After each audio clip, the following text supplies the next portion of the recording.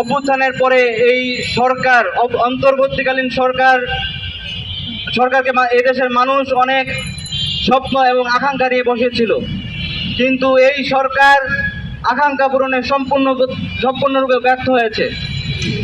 এই সরকারের আমলে যে স্বৈরাচার আওয়ামী লীগ খুনিদের কোনো বিচারের কোনো আমরা সাদৃশ্য কোনো দেখার মতো কোনো অগ্রসর ভূমিকা পালন করতে দেখিনি।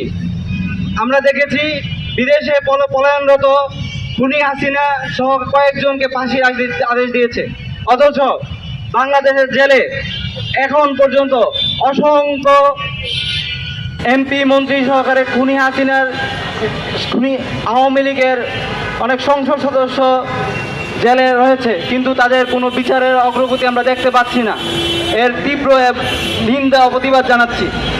আমরা আজকের এই প্রতিষ্ঠাবার্ষিকী সমাবেশ থেকে দাবি জানাতে যাচ্ছি, এই খুনিদেরকে অতি দ্রুত বিচারের আওতায় এনে ফাঁসির কাস্টে ঝুলিয়ে এদেশে যারা